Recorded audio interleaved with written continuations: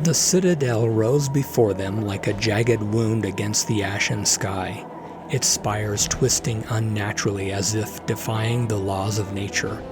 The closer they drew, the heavier the air became, pressing down on their lungs and clouding their thoughts. Shadows slithered along the edges of their vision, whispering faintly but never quite forming words. "This place reeks of death," Dane muttered, his grip tightening on his sword. "It's worse than death," Rodan said, his voice hollow.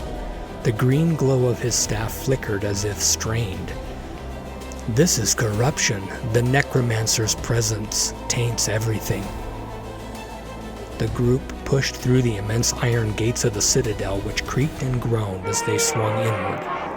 Beyond lay a vast chamber bathed in sickly green light. At its center stood a figure cloaked in black, their face hidden beneath a shadowed hood. In one skeletal hand, the Necromancer clutched a staff topped with a glowing, blood-red crystal. "So you've come at last," the Necromancer said, their voice echoing unnaturally, layered with the tones of 1,000 dead souls. "How amusing. Ne'er thought himself strong once too." "You're the one behind this," Kata said, stepping forward, her shield raised. "You corrupted Nairmore and unleashed this chaos. It ends here." The Necromancer chuckled, the sound like cracking bones. "End? You misunderstand, Shield Maiden. There are no ends, only transformations. The shadow is eternal, as am I."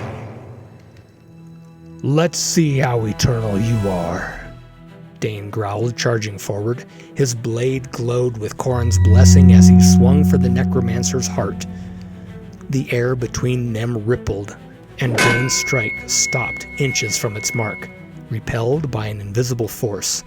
The Necromancer raised their staff, and a wave of dark energy erupted, sending Dane flying backward.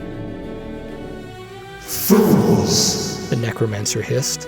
"You cannot harm me here. This place is my sanctuary, built upon the foundation of Nairmore's betrayal." The shadows around the chamber began to writhe, coalescing into spectral figures armed with jagged weapons. The Necromancer raised a hand, and the figures lunged at the group. "Hold them off!" Kata shouted, intercepting the first strike with her shield. Lyra's runes flared as she unleashed bolts of arcane energy, striking down the spectral forms.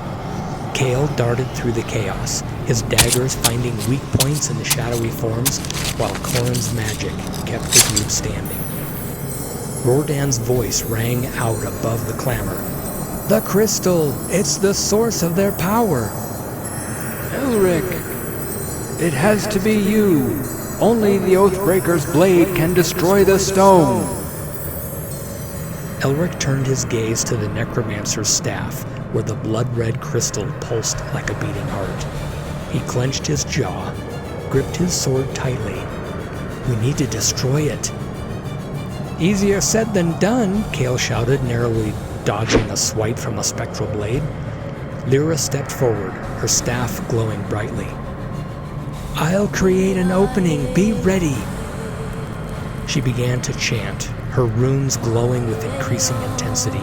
The air crackled with energy as a beam of pure light erupted from her staff, striking the Necromancer's barrier. The force shattered the protective aura, leaving the Necromancer momentarily vulnerable. "Elric, now!" Kata yelled. Summoning all his courage, Elric charged toward the Necromancer. The warmth in his chest flared, and the blade glowed faintly as he raised it high.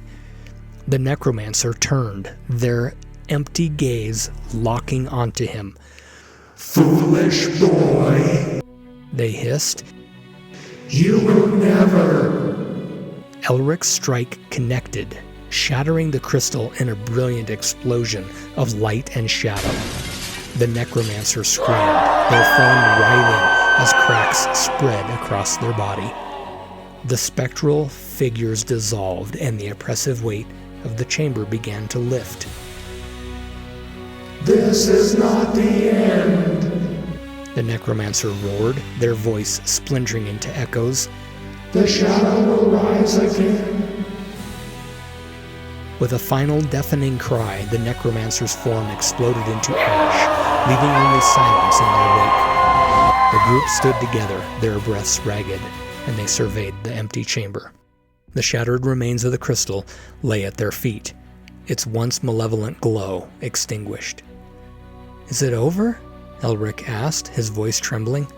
"No," Rodan said, his tone heavy. "This was only the spell's anchor. The Shadow's heart still beats, and Nairmor's will remains." Lyra nodded, her expression grim. "But we've weakened it. The Necromancer's hold is broken." The group exchanged weary glances, knowing their journey was far from complete. Beyond the chamber, a Shadow's heart awaited, pulsing with the echoes of Nairmor's fall. "Then we finish it," Kata said, raising her shield. "Together." With resolve renewed, they turned toward the darkness ahead, ready to face whatever remained.